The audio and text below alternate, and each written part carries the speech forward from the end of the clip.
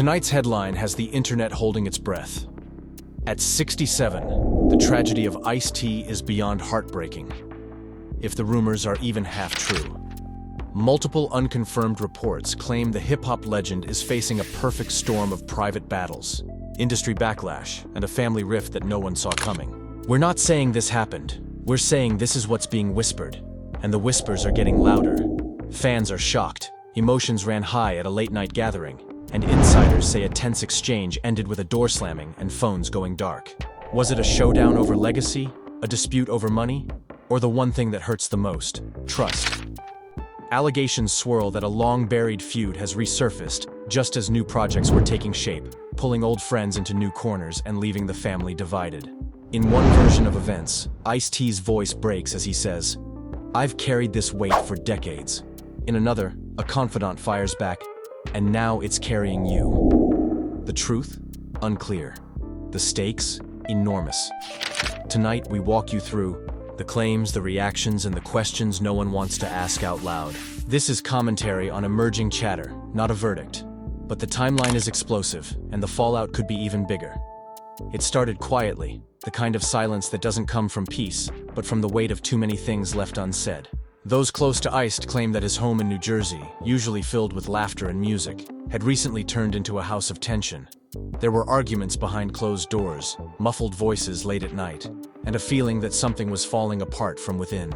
People who've worked with him for years describe a man caught between his past and his present, between the image of a legend and the fragility of a man trying to hold his world together. He had been through loss before, through pain, fame, and scandal. But those around him say this felt different. This time, it wasn't the world turning against him. It was his own circle that seemed to be crumbling. Rumors began to swirl when an old friend, someone who had been with him since the early days, made a cryptic post online about loyalty having an expiration date. Within minutes, fans flooded the comments asking if it was about Ice-T. The post was deleted, but screenshots spread like wildfire. Sources say it all started with a business deal gone wrong, something tied to a joint project that never saw the light of day. The numbers didn't add up. And when money gets tangled with friendship, it always ends badly. Insiders claim Ice felt betrayed, while others suggest he was the one accused of walking away without warning. Either way, trust was shattered, and everyone felt it. Behind the scenes, his family tried to calm him down, telling him not to react, not to feed into the chaos. But one night, after a heated call, his daughter reportedly told him, "Dad, sometimes silence says more than 1,000 comebacks." Those words stayed with him. For someone who had built his entire life using his voice, silence was a punishment. Yet for the first time, he didn't rush to respond. He didn't tweet, didn't call anyone out. He just disappeared. That disappearance became the headline. Where was Ice-T? What happened? Fans flooded social media with concern, speculating about his health, his marriage, even his career.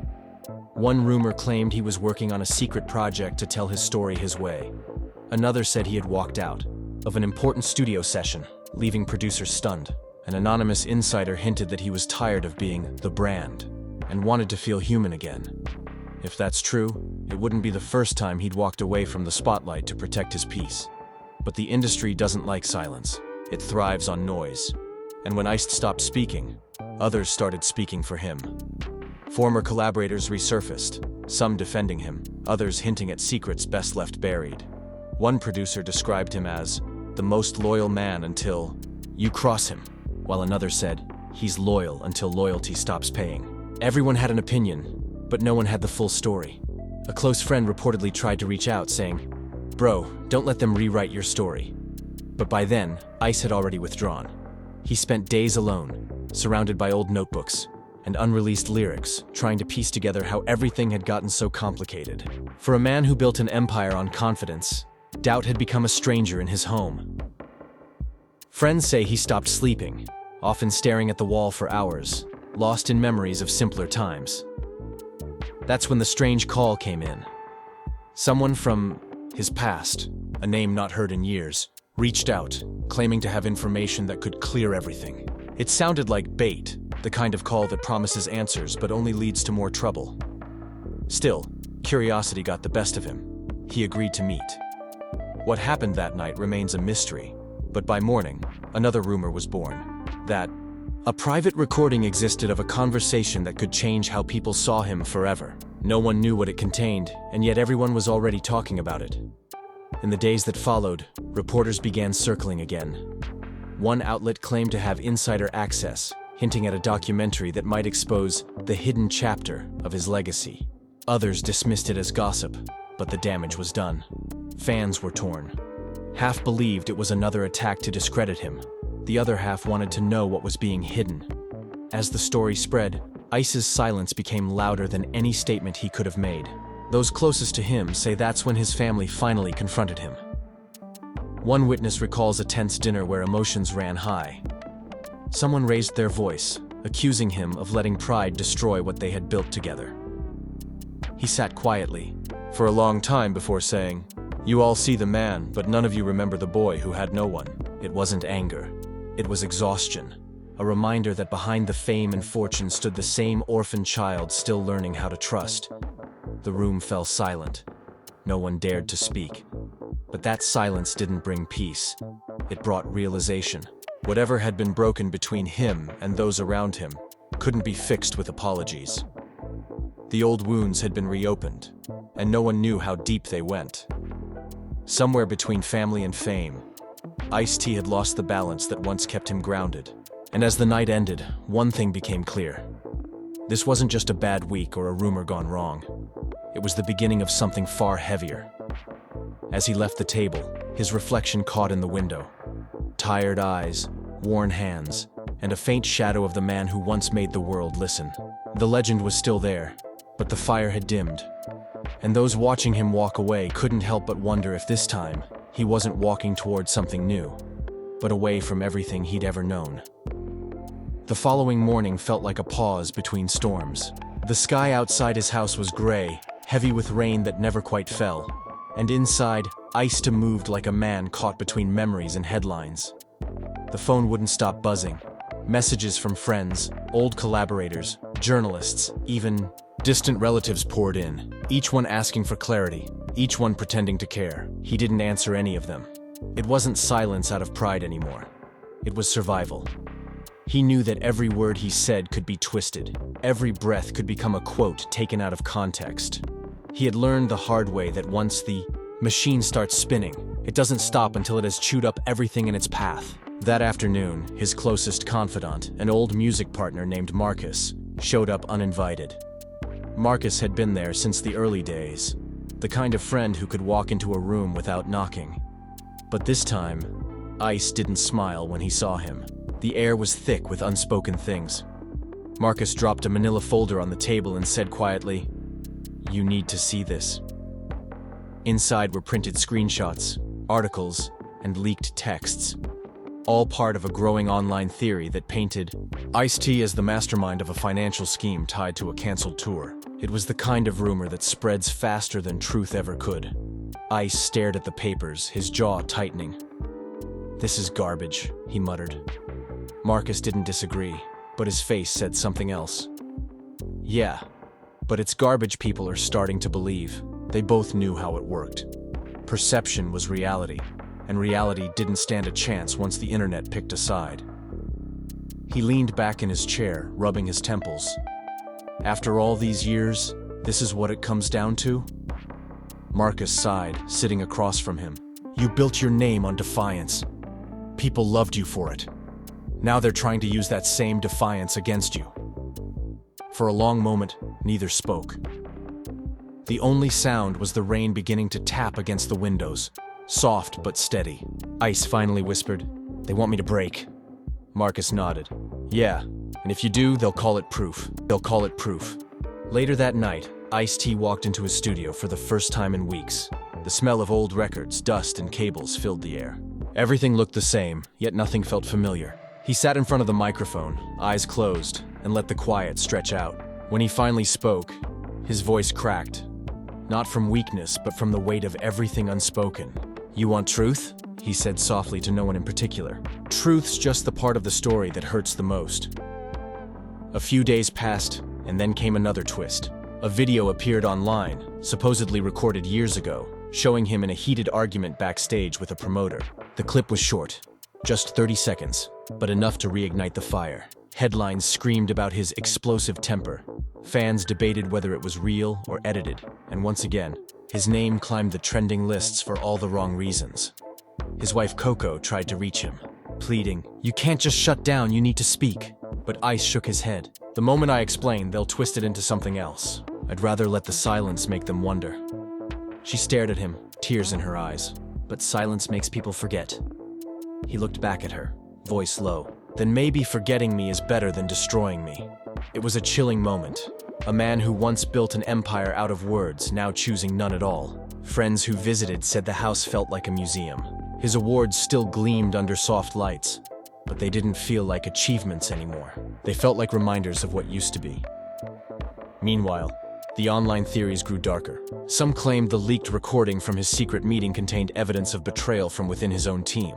Others said he had been forced into silence by powerful figures who wanted him out of the way. The more mysterious it got, the more viral it became. But deep down, Ice-T wasn't angry at the world. He was angry at himself. Angry for letting people so close that they could wound him like this. Angry that after decades of surviving the streets, the industry, and even politics, it was his own circle that managed to break him. One evening, he decided to take a drive. No destination, no plan, just miles of empty highway and the hum of an old engine. As city lights blurred past, flashes of his past crossed his mind. The first time he performed in a crowded club, the night he wrote the lyrics that changed his life, the moment he realized fame was a cage disguised as freedom. He parked near an old recording studio downtown, the place where his first album was born. It was closed now, the sign faded, the glass cracked. He stood there for a long time, staring at the reflection of his own face in the dark window. The man who once stood fearless on stage now looked like a ghost chasing his own echoes. A stranger walked by, recognized him, and said, "Hey man, you're a legend." Ice smiled faintly, nodded, and replied, "Yeah, but legends still bleed." The man laughed awkwardly, thinking it was a joke, but Ice wasn't joking. When he returned home that night, a message was waiting for him, anonymous, brief and chilling. "If you don't talk, someone else will." That was the moment he realized silence might not protect him anymore. His hands trembled as he read it again and again, wondering who had sent it. Was it a warning, a threat, or just another cruel reminder that his past was catching up in ways he couldn't control? He sat down in the dim light of his studio, the same room that once felt like his sanctuary, and whispered to himself, "If they want my truth, they'll get it, but not the way they expect." Outside, thunder rolled across the sky, and for the first time in weeks, he began to write again. Not lyrics for a song, but a confession no one was ready to hear. The paper stayed blank for hours before the first word appeared. Ice stared at the page, his pen hovering like he was afraid of what would come out. Every line he wrote felt heavier than the last. It wasn't a song, it wasn't a script, it was a purge. He wrote about betrayal, about trust shattered by greed, about how fame turned friendships into transactions. There was no rhythm or rhyme, just pain that refused to stay buried. He wrote until dawn, until his hand cramped, until the ink smeared under his fingers. When he was done, he didn't feel relief, just emptiness. As morning light crept through the blinds, Coco found him asleep at the desk, surrounded by crumpled pages. She quietly picked one up, read a few lines, and froze. The words were raw, almost poetic, but what broke her was the last sentence scrawled at the bottom. "Maybe silence was the only truth I ever had left." She set it down gently, realizing her husband wasn't just tired, he was fading. Not physically, but from the inside out, the kind of exhaustion no amount of rest could fix. That same day, the anonymous message reappeared. Another one, same tone, same warning. "The story's already moving without you." Attached was a short audio clip, distorted, unclear, but recognizable enough. It was his voice, or at least something that sounded like it. A conversation about money, loyalty, and a deal that didn't end well. Out of context, it sounded incriminating. And that was exactly the problem. Coco gasped when she heard it, saying, "They're setting you up." Ice didn't react. He just nodded slowly and whispered, "They already did." The following week, everything escalated. Tabloids ran with the secret audio. Pundits dissected every sentence, fans debated every pause, and within hours, his name was trending again. But this time, the tone had changed. Confusion mixed with disappointment. How could he? Some wrote, "This can't be real." Others defended. His legacy, once built on rebellion and integrity, was now a battlefield of opinions. A producer who once worked with him appeared on a podcast, claiming that the recording was old, heavily edited, and taken from a private argument during a stressful time. But by then, the damage was done. Truth didn't matter anymore. The spectacle did. Behind closed doors, Ice-T's circle began to fracture even further. Some friends distanced themselves, others tried to defend him but feared backlash. One longtime collaborator broke down in an interview saying, "He's not the villain people think he is. He's just a man who trusted the wrong people." It was meant to help, but the clip was cut and twisted into another viral moment.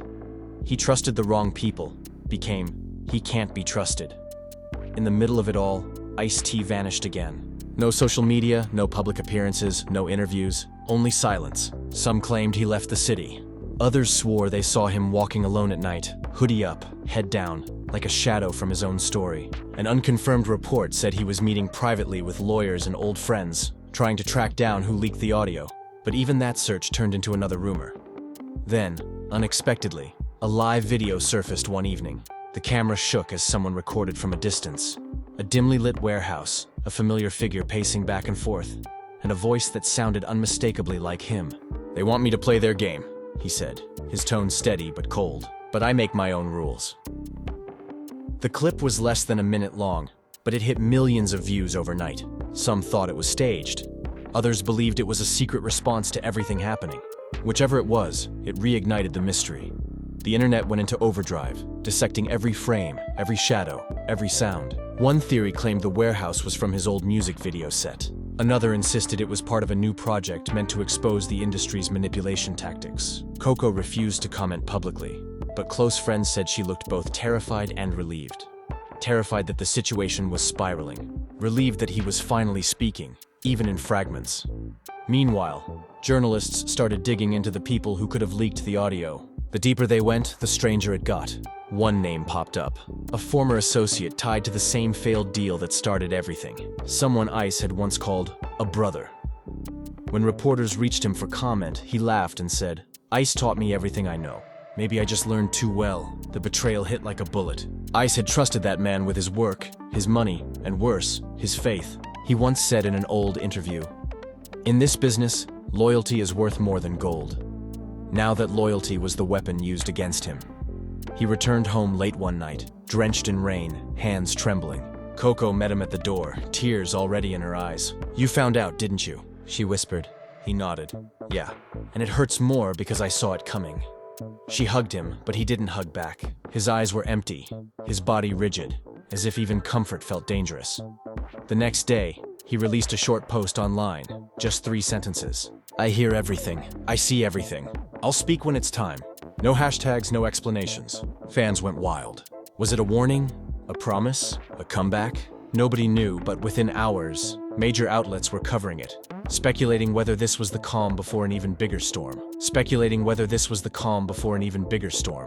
That night, he sat in the same studio where all of it began, the microphone glowing softly in front of him.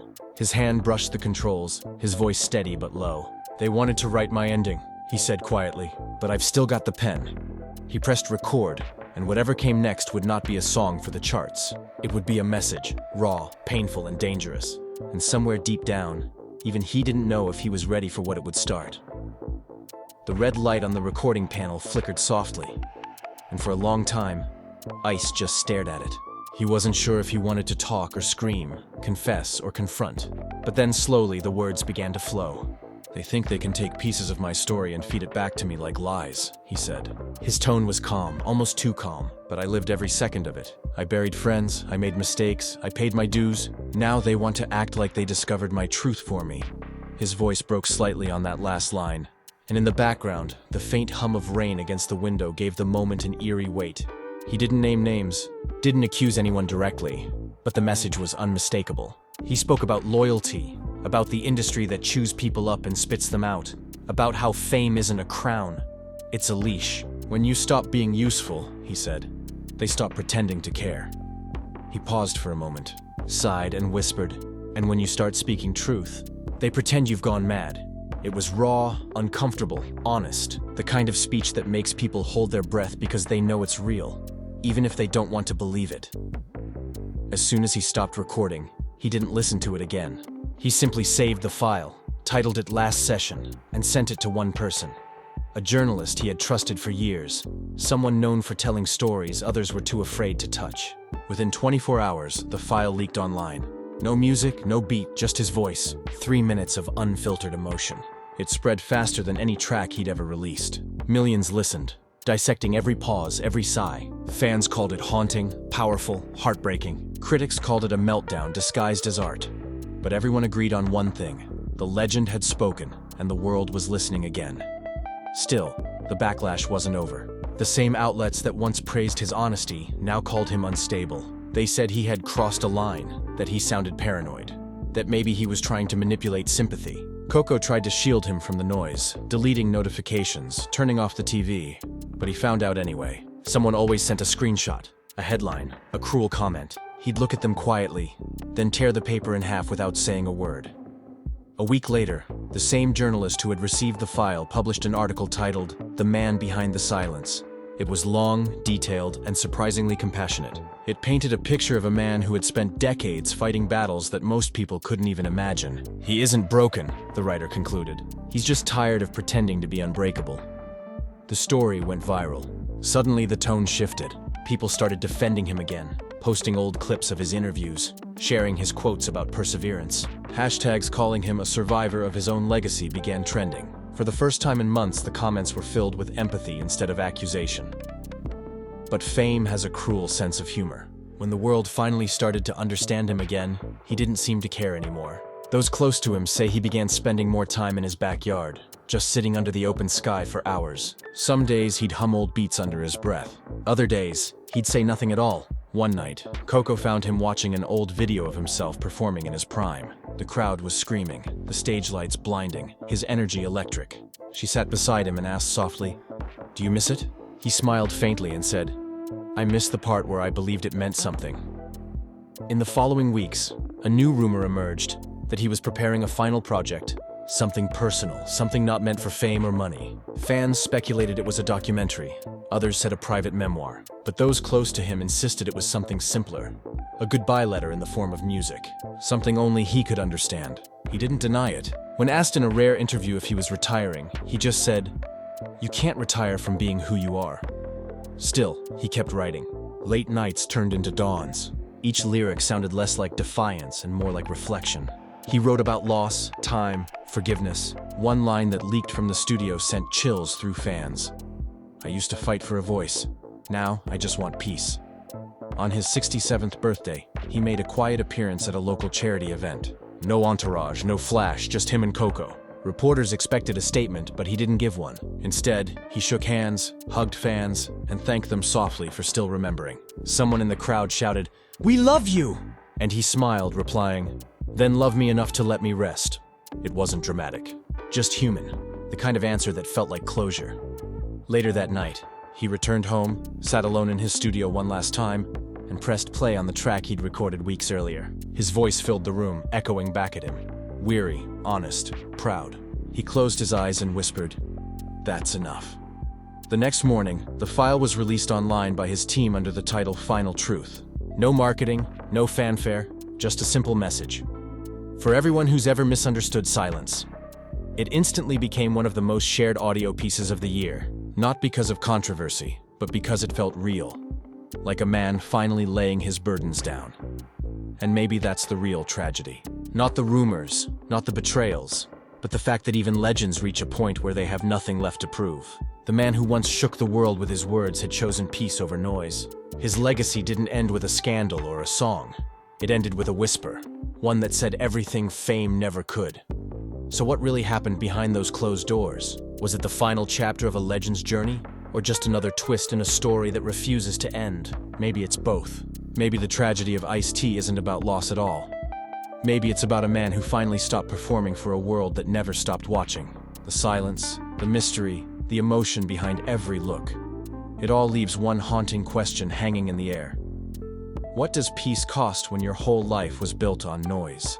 As fans, we may never know the full truth. All we can do is piece together the fragments, the rumors, the whispers, the rare glimpses into his private world. and decide what they mean to us. But one thing's certain, Ice-T didn't fade away. He simply chose a quieter rhythm, one that only those who truly listened could hear. If this story moved you, if it made you think about the cost of fame, the weight of silence, or the price of truth, make sure you hit that like button right now. Share your thoughts below.